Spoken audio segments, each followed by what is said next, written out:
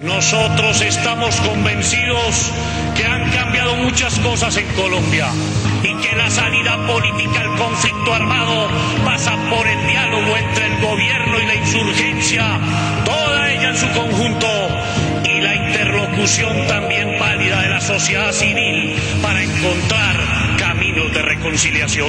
No se puede ser consecuente con la paz y reclamarla mientras se mantienen los operativos militares a lo largo y ancho de la patria, mientras no se combate efectivamente a los grupos paramilitares, cuando no se castiga ejemplarmente a los miembros del Estado comprometidos en la violencia contra la población civil. Colombia no soporta otra experiencia como la de nuestro movimiento, la Unión Patriótica, como la del Frente Popular, que han pagado con la vida de sus principales dirigentes su decisión de la lucha por la democracia en condiciones de legalidad.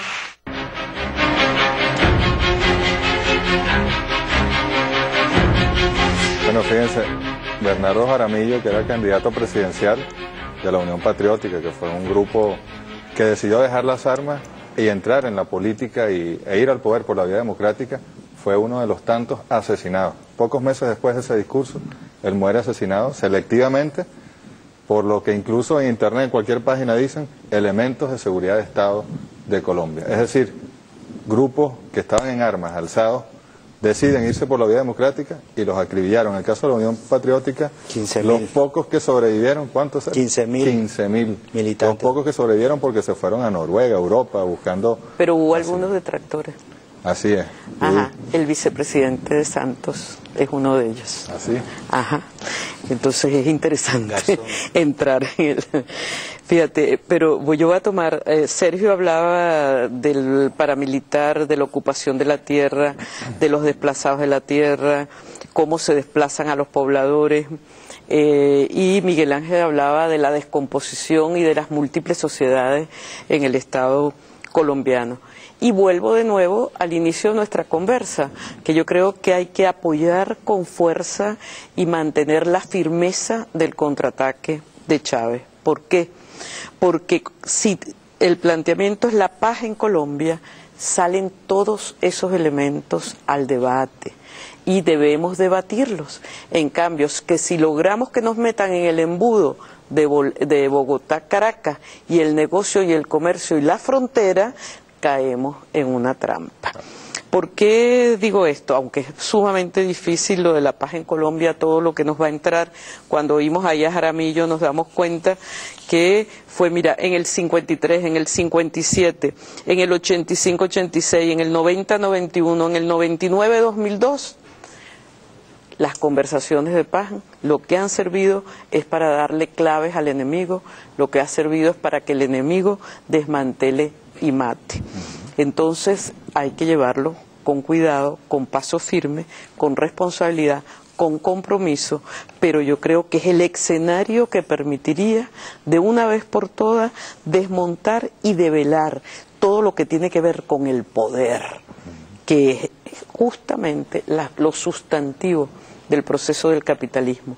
Y a tiempo justo. ¿Por qué? Porque el capitalismo no ha logrado, cosa que se planteó desde la estrategia de los 70, no ha logrado estructurar un Estado que realmente le responda a sus perfectos intereses, ¿de acuerdo? Y se le ha ido haciendo agua, ¿de acuerdo? Y muchas culturas han vuelto de nuevo a renacer.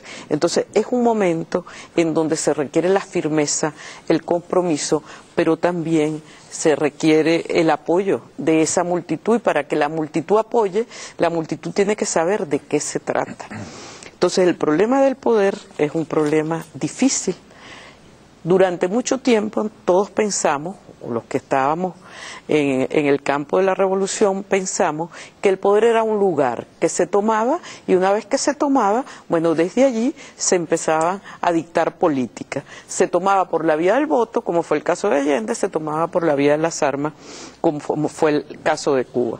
Las prácticas sociales, después de esos procesos, de la década de los 60, 70, 80, finales del siglo XX, y lo que va al siglo XXI, nos dice que no, que el poder es un tejido, que así como existe un tejido del capitalismo que no ha logrado tratar de entramar todos los hilos, y que estamos a tiempo de irles sacando hilos y de ir desmoronando, de ir descomponiendo ese tejido enemigo al mismo tiempo que vamos construyendo un tejido de libertad, un tejido de emancipación.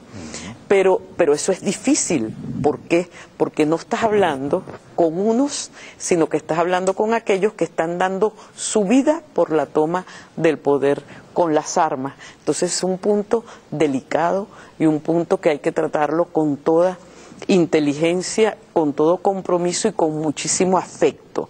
Ahora yo señalaba, ese problema lo dejamos allí para otro debate, pero yo señalaba lo de Santos.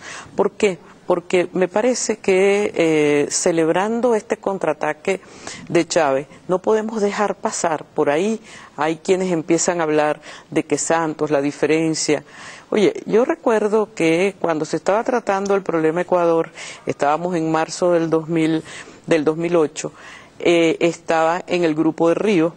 Apareció Santos, dividieron la pantalla y apareció Santos diciendo que le habían cortado las manos. Yo creo que era Iván Ríos, el guerrillero muerto, y apareció Santos tratando de filtrar dentro del debate que tenía acorralado a Uribe el triunfo de la seguridad democrática. Y el vicepresidente de Santos, que era un gallo que tenían bien tapado, que Patricia Villegas le hizo una entrevista justo la noche de las elecciones y se pasó el día después de las elecciones por Telesur, que yo creo que es una entrevista bien importante, que es el señor Angelino Garzón. Es el artífice del proyecto social de la asistencia a los desplazados. Él presentó allí su asistencialismo al desplazado, ¿de acuerdo? Porque se sentía mal con el desplazamiento de los pobladores. Él no estaba contra el desplazamiento, no. Él decía, están bien desplazados, está bien ocupado el territorio por los otros, pero tenemos que asistir al desplazado al interior de la propia Colombia. Y le exigía a la FARC que pidieran perdón a la sociedad.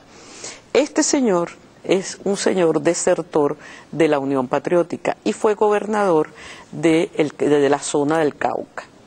¿De acuerdo? Entonces, este es un señor que es el que va a acompañar a Santos, digamos, del lado de lo bueno, del lado de volver otra vez a convencer esa sociedad que tú señalas, que está totalmente descompuesta y que está fragmentada, volverlo otra vez a apoyar y a señalarle políticas públicas de apoyo asistencial. Bueno, Miguel Ángel, ¿cómo ves tú estos días, meses y años por venir? Bueno, yo pasaría un poco del libro de la profesora Judith y todo, La Paz en Colombia, ¿no? Fidel Castro, a ese libro que causó mucha polémica del maestro Luis Brito García. No solamente la paz en Colombia, sino que la paz con Colombia. Y para ello es necesario que nosotros, estoy completamente de acuerdo con la profesora Judith, no caigamos en la trampa del belicismo, de la guerra fácil, de la confrontación fácil. ¿Por qué? Porque del lado allá de la frontera, Jorge, hay 400.000 hombres en armas. Las Fuerzas Armadas colombianas, todo unido con sus paramilitares, son más grandes que las de Brasil. Y proporcionalmente eso tiene mucho que ver. Nosotros, por el contrario, un poco inscribiéndonos en ese socialismo bolivariano, hemos salido de nuestras fronteras, como salió Sucre, como salió Miranda, como salió Bolívar, Rafael Urdaneta, en son de paz para liberar pueblos y después regresar otra vez respetando las soberanías de los mismos. Nosotros tuvimos, y esto no lo puede negar Uribe, y esto no lo puede negar ni siquiera la oligarquía y el gobierno actual saliente y el que viene el próximo sábado, tuvimos un papel estelar, el presidente Chávez tuvo un papel estelar en todo el tema de las liberaciones. Eso parece fácil decirlo ahora, pero cuando nosotros estudiamos la geopolítica de ese momento y de la Colombia de ese momento, es casi un milagro que se llegara tan lejos, ¿no? El belicismo acabó con todos esos procesos de paz y Venezuela en estos momentos se encuentra prácticamente de frente a un hermano